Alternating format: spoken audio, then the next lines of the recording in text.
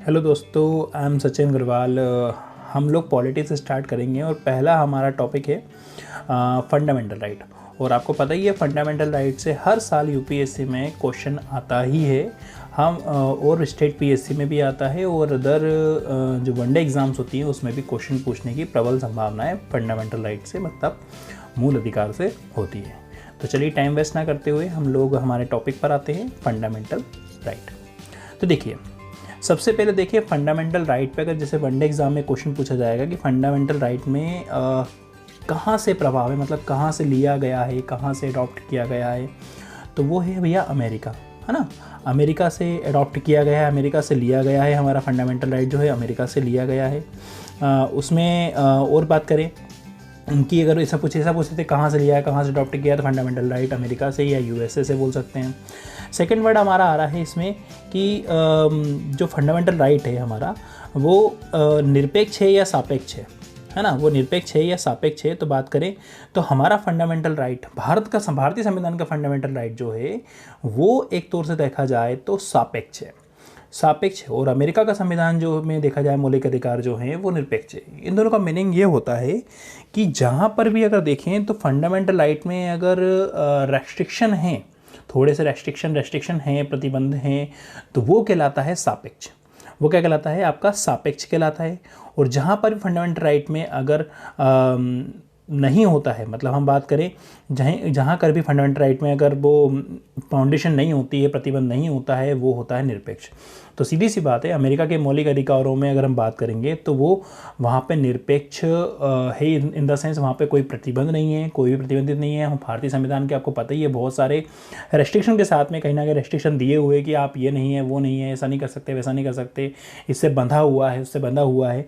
तो ये सापेक्ष है हमारा, ये मोस्ट इंपॉर्टेंट है। स्टेटमेंट बना के पूछ सकता है यूपीएससी में, देन कई प्रकार से क्वेश्चन पूछ सकता है। वनडे एग्जाम में पूछ सकता है कि भारतीय संविधान में मौलिक अधिकारों की प्रवृत्ति कैसी है, सापेक्ष है, निरपेक्ष है, या दोनों है या दोनों नहीं है, कैसे भी करके क्वेश्चन पूछ सकता है। तो आप ध्यान रखिएगा, भारतीय संविधान में मौलिक अधिकारों के संदर्भ में बात करी जाएगा तो वो सापेक्ष है, ना कि निरपेक्ष है। अमेरिकी संविधान में अगर बोला जाएगा तो ये निरपेक्ष है, ना कि सापेक्ष है। अगला पॉइंट आता है कि ये कौन से भाग में है, भारतीय संविधान के कौन से भाग में है, तो ये भाग नंबर 3 में है। भाग 3 में दिया हुआ है मूल अधिकार, भाग 3 का पार्ट है, भाग 3 में मूल अधिकार दिए हुए हैं। और भाग 3 कहाँ से कहाँ तक है? 12 से 35 के बीच में है ना। 12 से 35 के बीच में है। वो जो हमारा भाग 3 शुरू होता है वो 12 से 35 के बीच में शुरू होता है, ठीक है। तो इसके बाद मूल अधिकार की बात करें, मूल संविधान में क्या कितने अधिकार थे, अभी फिलहाल कितने अधिकार है हमारे, मौलिक अधिकार कितने हैं, कितने थे, कितने नहीं है, तो वो ध्यान रखिएगा। जो मूल अधिकार है हम बात कर रहे हैं, मूल अधिकार अगर हम बोलें तो मूल अधिकार मूल रूप से मतलब ओरिजिनल कॉन्स्टिट्यूशन में कितने थे? ओरिजिनल कॉन्स्टिट्यूशन में 7 मूल अधिकार मौजूद थे। लेकिन अभी कितने हैं? अभी हमारे मूल अधिकार जो हैं वो ओनली 6 हैं। कितने? 6 हैं। क्यों?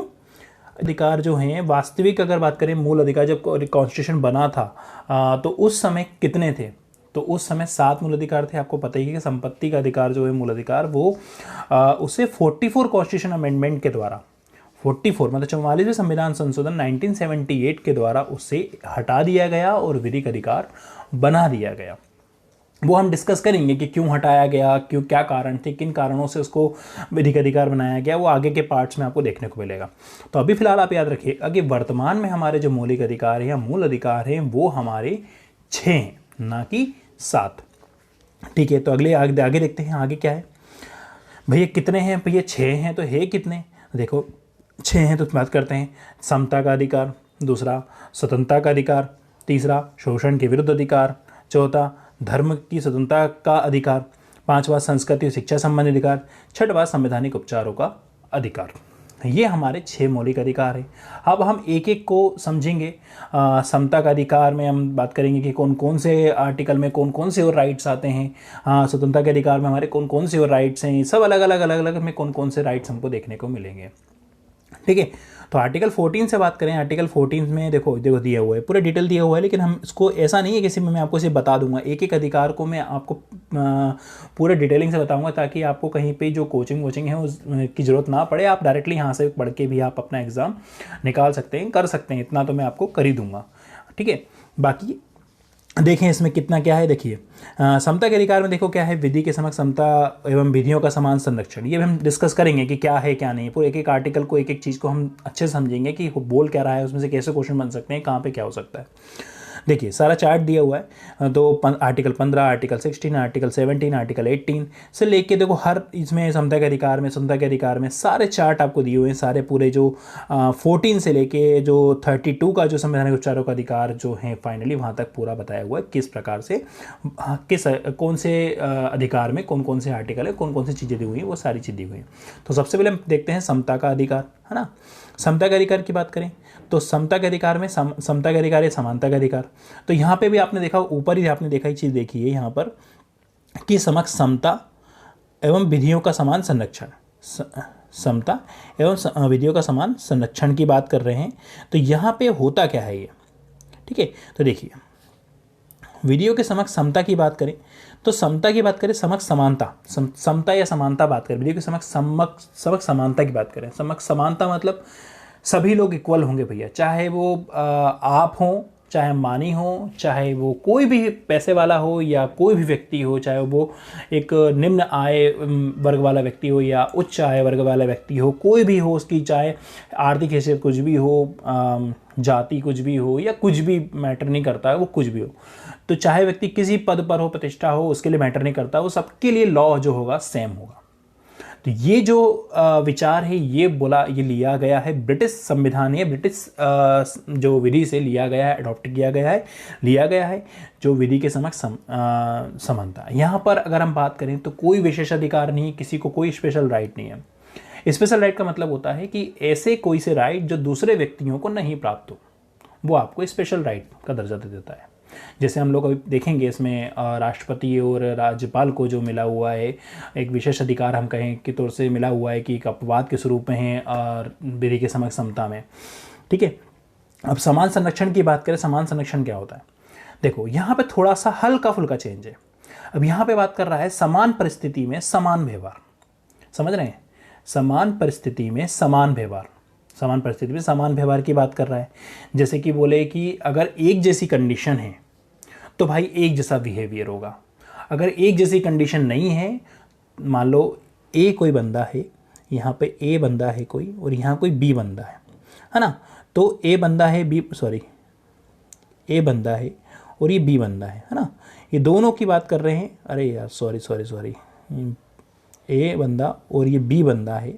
अब यहाँ पर दोनों की कंडीशन जो है वो सेम नहीं है ना। जैसे मान लो ये थोड़ा सा ज़्यादा अप है, ये थोड़ा सा ज़्यादा लो है, तो क्या होगा, इसके साथ थोड़ी सी रियायत बरती जाएगी, इसको थोड़ा सा कुछ भी ऐसा करा जाएगा कि आरक्षण जैसी प्रोसेस दे दी जाए या कुछ भी इस तरीके से प्रोसेस दी जाए ताकि वो क्या कर सके कि वो उसके साथ में व्यवहार थोड़ा सा अलग कर सकते हैं। जैसे आप आरक्षण की बात करते हैं तो जातिगत जो आरक्षण बात करते हैं कि देखो जो निम्न जाति की बात करते हैं, आप लोग बोलते हैं दलित बोलते हैं, तो वो लोग क्या आते हैं कई टाइम से, अगर देखें महिलाओं की बात करते हैं तो प्राचीन काल से देखा जा रहा है कि वो उनको एक सही तरीके से समाज में एक दर्जा नहीं मिला है, तो उनकी परिस्थिति बराबर नहीं आई है, तो एक इसलिए उनको क्या कर दिया जाता है, उनको परिस्थिति बराबर लाने के लिए थोड़ा सा एक रियायत बरती जाती है, थोड़ा सा आरक्षण जैसी प्रोसेस दी जाती है ताकि वो सामान्य स्थिति में आ सके, बराबर की स्थिति में आ सके, इसलिए उनको थोड़ा सा दिया जाता है। लेकिन हाँ, ये बात जरूर ध्यान रखिएगा कि असमान परिस्थिति में असमान व्यवहार जरूर है, लेकिन यहाँ पर जो तथ्य होने चाहिए वो सही होने चाहिए। ऐसा नहीं होना चाहिए कि कुछ भी हो गया है और वो कर रहे हैं, जो होना चाहिए वो सही होना चाहिए, उस परिस्थिति सही होना चाहिए, मतलब जो आप फैक्ट प्रेजेंट कर रहे हो वो फैक्ट सही होना चाहिए, उस कारण उससे आप भेदभाव कर सकते हैं, तार्किक भेदभाव आप कर सकते हैं, सीधी सी बात तार्किक व्यवहार कर सकते हैं। एक चीज़ है जो विधि के समक्ष समता का लिया गया था, समानता ली गई थी, विचार लिया गया था ब्रिटिश से लिया गया, तो ये जो है अमेरिकी संविधान से लिया गया था। ध्यान रखिएगा, अमेरिका संविधान से लिया गया था। कहाँ से लिया गया था? अमेरिकी संविधान से लिया गया था। क्यों लिया गया था? देखिए यहाँ पे बात कर रहे हैं तो ये जो विधि के समक्ष समानता का विचार कहीं ना कहीं हमको समानता जो देखिए नकारात्मक रूप से दिख रही है कि सभी को एक ही तराजू में आप रख दिए हैं, तोल रहे हैं, उनकी परिस्थितियों को कहीं पर नहीं देख रहे हैं, उनको वंचित वर्गों को कहीं नहीं देख रहे हैं, तो एक प्रकार का नकारात्मक विचार दिख रहा है। और यहाँ पर देखें सकारात्मक विचार देखने को मिल रहा है। क्यों? क्योंकि यहाँ पे वंचित वर्गों के संबंधित उनको जो संरक्षित करने से संबंधित तो कुछ प्रयत्न किए जा रहे हैं, उनको कहीं ना कहीं थोड़ी बहुत एडवांटेज दिए जाए ताकि वो एक अपने लेवल पे, सही लेवल पे आ सके, ताकि उनका कोई शोषण ना कर सके। इस वजह से इसको कहीं ना कहीं सकारात्मक की श्रेणी में रखा जाता है। ऐसे क्वेश्चन जनरली यूपीएससी ज़्यादा पूछता है। यूपीएससी प्रीलिम्स में से क्वेश्चन बना के पूछ लेता है कि विधि के समक्ष समता का विचार जो है नकारात्मक प्रतीत होता है और ये कहीं ना कहीं सकारात्मक प्रतीत होता है। ऐसा पूछ लेंगे कि यहाँ पे ये जो कोड में बना के दे देंगे कि ये अमेरिकी संविधान से लिया गया या ये ब्रिटिश से लिया गया है, तो वो थोड़ा सा ऊपर आगे पीछे करके पूछ सकते हैं। तो ये बात ध्यान रखिएगा, विधि के समक्ष समानता का विचार जो है ब्रिटिश संविधान के विधि से लिया गया है और ये जो है अमेरिकी से लिया गया है।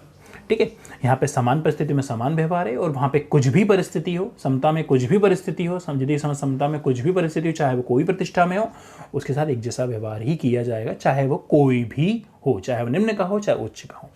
लेकिन यहाँ पर परिस्थितियों को मद्देनजर रखते हुए उसके साथ व्यवहार किया जाएगा, कहीं ना कहीं उसको रियायत दी जाएगी। तो ठीक है, ये आपका हो गया। आगे देखें, अब यहाँ पे बात करें विधि के समक्ष समता, जो आर्टिकल 14 है, वहाँ कहीं ना कहीं एक्सेप्शन, कुछ ना कुछ तो अपवाद है। कहाँ पे अपवाद है भाई? आर्टिकल 361 हम जब पढ़ेंगे, हम देखेंगे आर्टिकल 361 पढ़ेंगे, उसको और अच्छे से देखेंगे। लेकिन फिलहाल अभी यहाँ पे नजर मारना जरूरी है कि देखिए क्या बोल रहा है। विधि के समक्ष समानता का अपवाद क्या है? राष्ट्रपति एवं राज्यपाल को विधि के समक्ष समानता में छूट, समानता से छूट दी गई है। कहीं ना कहीं किस प्रकार से दी गई है भैया? देखिए, ये दोनों अपने पद की शक्तियों के प्रयोग और कर्तव्यों के लिए न्यायपालिका के प्रति उत्तरदायी नहीं होंगे। मतलब जो अपनी शक्तियों का प्रयोग कर रहे हैं, जब पद पर हैं तो अपनी कुछ ना कुछ पावर्स का उपयोग कर रहे हैं और कर्तव्यों का जो पालन कर रहे हैं, उन कर्तव्यों को पालन करते समय वो न्यायपालिका के समक्ष उत्तरदायी नहीं ठहराए जा सकते। कहीं ना कहीं उनको उत्तरदायी नहीं ठहराया जा सकता, क्योंकि वो जो काम कर रहे हैं यार, वो उस पद पर रह के काम कर रहे हैं। अगर ऐसा बार बार अगर आप ठहराएंगे उनके लिए, करेंगे, तो वो कैसे काम करेंगे? इसलिए उनके जो शक्तियों हैं, उनका कर्तव्य हो, उनके लिए आप न्यायपालिका का बार बार दरवाजा खटखटा नहीं सकते, न्यायपालिका का दरवाजा नहीं खटखटा सकते, क्योंकि वो काम कर रहे हैं, जिस पे काम जो कर रहे हैं, पद पर रहते हुए, उसको नहीं कर सकते। साथ ही साथ देखें, दोनों के विरुद्ध उनके कार्यकाल के दौरान किसी भी प्रकार की दंडिक अथवा आपराधिक कार्यवाही, मतलब क्रिमिनल मामला उनके खिलाफ आरंभ ना तो आरंभ की जा सकती है, ना तो बनी रहेगी। पहले से भी होगी तो भी बनी नहीं रह सकती। और अगर बात करी जाए तो वो उनके ऊपर कोई भी, सीधी सी बात, उनके ऊपर कोई भी क्रिमिनल मामला नहीं चलेगा। अगर पद पर हैं तो उनके कार्यकाल के दौरान उनके ऊपर कोई भी क्रिमिनल मामला नहीं चल सकता। आप पूछेंगे क्रिमिनल मामला नहीं चल सकता, या तुम तो आपराधिक मामले करते, तो दीवानी मामले की क्या बात कर रहे हो? तो भैया दीवानी मामले भी नहीं चल सकते, दीवानी मामले चल सकते हैं, बशर्ते उसकी शर्त है क्या है भैया, कि दोनों के विरुद्ध व्यक्तिगत कार्य के लिए, नॉट जो भी पोस्ट के अकॉर्डिंग कर, व्यक्तिगत कार्य, ध्यान रखना, ये लाइन थोड़ी सी याद कर लेना, ये व्यक्तिगत कार्यों के लिए बात कर रहा है, व्यक्तिगत कार्यों के लिए, व्यक्तिगत कार्यों के विरुद्ध उनके खिलाफ कोई भी जो सिविल मामले हैं, सिविल कार्यवाही है, वो आरंभ नहीं की जा सकती, सिविल कार्यवाही आरंभ की जा सकती है, परंतु 2 महीने पूर्व उन्हें नोटिस देना पड़ेगा। कैसा नोटिस? कि भैया 2 महीने पहले बताना पड़ेगा अपना नाम, आपका एड्रेस, है ना, और आप किस कारण से उनके ऊपर ये जो केस है, जो भी लगा रहे हो, जो भी इंजाम लगा रहे हो, सिविल कार्रवाई आरंभ कर रहे हो, तो किस कारण से आप उनके ऊपर लगा रहे हो, ये आपको बताना पड़ेगा कि भैया किस कारण से मैं उनके ऊपर ये जो 2 महीने पूर्व जो दे रहे हो आप उनको, किस कारण से उनके सिविल कार्रवाई आरंभ करने जा रहा हूँ। सिविल मामले जनरली जो होते हैं, एक तो हम सिविल मामले, आपराधिक मामले, देखो अंतर क्या है। सिविल मामले हम बात करें तो जैसे कि बोलें कि जो ज़मीन विवाद के मामले हो गए या तलाक संबंधी मामले हो गए, ये सिविल मामले कहलाते हैं। और आपराधिक मामलों की बात करें तो आपराधिक मामलों में जैसे बात करें दहेज आपराधिक मामलों में आएगा, सिविल मामले में नहीं आएगा। दहेज की बात करें, आप इसकी बात करें, जैसे हत्या की मामला करें, है ना, ये जब जो वारदात हैं ये सब आपराधिक मामलों में आएंगे। ठीक है, तो सिविल मामलों में जमीन विवाद के मामले या तलाक संबंधी मामले, और वो हो जाएगा थोड़ा क्या कर सकते हैं उसके मामले में, कहेंगे कि हत्या का मामला, दहेज का मामला। दहेज का मामला आपराधिक होता है, क्यों? क्योंकि उसमें किसी को मारने तक की चीज़ें हो जाती है ना, तो आपराधिक मामलों में गिना जाता है, वो आपराधिक मामलों में ही आता है, इसमें सिविल मामलों में नहीं आता दहेज का मामला। तो ठीक है, इसके बाद का जो नेक्स्ट हमारा वीडियो आएगा, नेक्स्ट जो पार्ट आएगा, उसमें मैं आपको आर्टिकल 15, आर्टिकल 16, आर्टिकल 17, आर्टिकल 18, मतलब पूरा जो समता का अधिकार है पूरा मैं आपको उस लेक्चर में बकायदा, भले टाइम जितना जाए उसमें आराम से चीज़ें कवर करेंगे। फिर जो पूरा फंडामेंटल राइट हमारे हर पार्ट में अलग अलग जैसे कि बने हुए हैं कि फिर मैं कोशिश करूँगा कि जो स्वतंत्रता का अधिकार है और जो स्वतंत्रता का अधिकार है, उसके बाद के जो भी राइट्स बचते हैं 2-3 राइट जो हमारे आएंगे, शोषण के विरुद्ध अधिकार जो भी हैं, है ना, तो उन दोनों को 2-2 अधिकारों को एक पार्ट में बनाकर बाकायदा अच्छे से आपको समझा के फिर एक फाइनल एक वीडियो बनाया जाएगा। उसमें आपको जितने भी क्वेश्चंस बनते हैं, लगभग जितने भी क्वेश्चन बनते हैं 50-60 क्वेश्चन, हम जो भी है 60-70 क्वेश्चन तकरीबन एक वीडियो में हम सॉल्व करेंगे, ताकि आपका फंडामेंटल राइट से रिलेटेड क्वेश्चन कहीं पर भी आप मिस ना हो। इसमें बहुत सारे हम केस भी देखेंगे जहाँ से क्वेश्चन बनता है। जैसे इसी साल यूपीएससी ने क्वेश्चन पूछ लिया कि निजता का अधिकार कौन से आर्टिकल में, ऐसा क्वेश्चन पूछा, पुट्टा स्वामी केस से निकल के आया, तो वो हम आगे देखेंगे। वो हर साल फंडामेंटल राइट से कहीं ना कहीं क्वेश्चन पूछती ही यूपीएससी, पीएससी भी कहीं ना कहीं रिपीट करती है, वनडे एग्जाम में भी कहीं ना कहीं फंडामेंटल राइट से क्वेश्चन आता ही है। तो इस सब चीज़ों को ब्रीफ नॉलेज अच्छे से देखेंगे, कहीं ना कहीं करंट से अपडेट करके देखेंगे, करंट में कहाँ पे उससे स्टैटिक क्वेश्चन कैसे बनेगा। तो मुझे प्रीलिम्स और मेंस निकालने का, इंटरव्यू देने का, यूपीएससी इंटरव्यू देने का अनुभव है, तो कहीं ना कहीं आपके वो काम आए। मैं चाहता हूँ कि बहुत सारे मेरे दोस्तों, मेरे भाई लोग को, बहनें, उन बहुत सारे जो भी हैं सब लोग मिलके एग्ज़ाम निकालें। मैं जितनी मदद हो सकती है उतना अपने एंड से कर सकूँ, ठीक है। तो इस चीज़ को हम लोग नेक्स्ट पार्ट में समझेंगे। अगर अच्छा लगे तो वीडियो लाइक करें, सब्सक्राइब करें और शेयर करें अपने फ्रेंड के साथ में, ठीक है। Bye bye.